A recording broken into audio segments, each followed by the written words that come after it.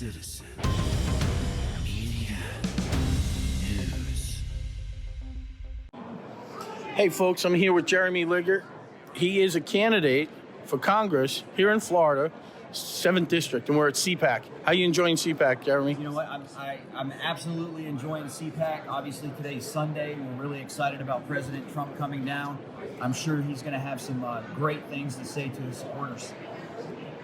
So why did you decide to run for Congress? So, I'm not a politician.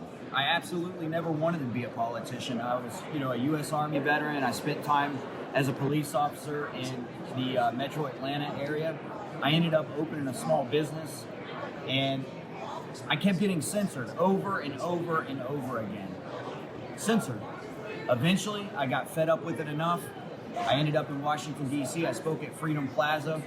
I ran into the elitist up there and things like that, and I said, it's time to change, and the best way to change it is get off the couch and do something about it, and that's what I'm doing. So I'm running for U.S. Congress. I want to go to Washington, D.C., and I want to fight the socialists, the Marxists, and the communists, bottom line. If you were to say one issue that you were that was your big topic, what would you say it would be? Well, right now, there's just so many issues right now going on that Washington, D.C. is trying to cram down our throats with their big donors and things like that, and all the money and stuff that they have, filling in.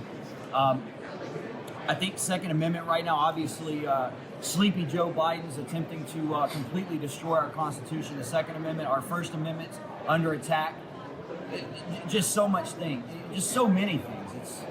It's lunacy, all the stuff that's going on. I mean, look at H.R. 5, the Equality Act. They're wanting men to be able to go into women's bathrooms and things like that. This stuff has to stop. It really does. So what we need is we need constitutional conservatives. We need patriots to stand up, run for office, start at local level. If that's what you want to do, start at local level, work your way up. But we need you guys to step up. We need you to run for office, and we need to get into Washington, D.C. We need to get these elitists out. We need to get these socialists out. Why'd you join the Army? I'm a retired warrant officer, so why'd you join?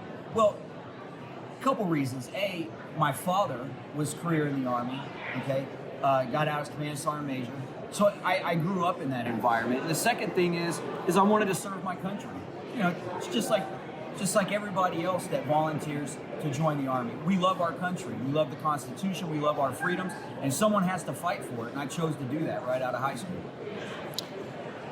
Talk to me about the Constitution, because you've raised your hand to support and defend the Constitution. So talk to me about the Constitution. So there's two important documents: the Constitution and the Bible. Bottom line, that's it.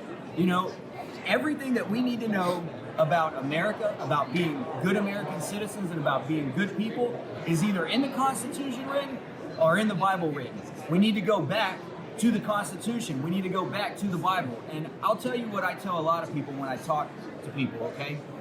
There's two things bigger than government, and that's God and that's community. And we need to send God and we need to send community right back up to Washington, D.C. And that's what we're missing.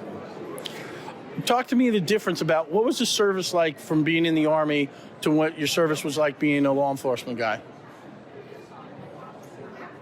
I think the big difference between being in the military and being in law enforcement is when you're in the military and you're operating, you're not dealing with American citizens most of the time. When you get into law enforcement, then you start dealing with American citizens in America. And I strongly, wholeheartedly believe in community-oriented policing. And, that's what I did when I was a police officer, getting into the communities, getting into the neighborhood. Learn your neighbors, okay? Learn the people in your patrol zones, in your areas, and things like that. Completely different in the military. In the military, you had specific missions. They would tell you what your mission is. You went, you did your mission, and you went home. Being a police officer, A, it's got to be in your blood. You got to love it, okay? And then two, you got to love the people in your community. When you become a congressman, what do you think is going to be one of the things that you promoted for law enforcement? Like, what's an issue that you think is important for law enforcement? Well, first of all, we need to get away from this cancel culture, okay? We need to get away from defunding the police, all right? Yeah. Listen, the defunding the police stuff is absolutely mind-blowing insane. okay? We need police officers, and we love our police officers. There's a small fraction of idiots out there, okay, that are breaking the law, not doing stuff that they're supposed to do. We're not getting rid of the police, and if I have anything to do with it in Washington, D.C. when I get there, okay, it's not going to happen. So let's see. So you're in the military, so you're on the police force, and now you want to run for Congress. I don't know. I get this thing like you're a big service guy, giving back to the community. Is that you? That's what it's about. God and community. We got to give back to the. We got to give back to the community. We got to give back to our country. You know, look at what the socialist left, the Democrats, and I hate using the word Democrats. Okay, I think we could have used the words Democrats back in maybe 2008. They're socialists now. That's what they are. They're socialists and they're communists. All right. And yeah, Joe, you sold us out to communist China. All right. When you look at that, when you look at everything that's going on, all right, with DC and the policies that they have coming down on us, think about this. Okay. I go and I speak to my neighbors. And you know what one of my biggest complaints I get from my neighbors are? I can't get in touch with my representative. I can't get in touch, okay, with the person that I voted for to represent me. Think about that. And why can't they get in touch? I can tell you why they can't get in touch. Because they didn't donate enough money to that campaign. Because they're not rich. These elitists, they run for office, they tell the American people what the American people want to hear. When they get to DC, they don't do anything that they promised during their campaign at all. This stuff just needs to stop. So the Constitution seems to be a pretty permanent thing with you, both figuratively and literally. I can see your... Yeah, I've got tattoos. You see 1776? Yep.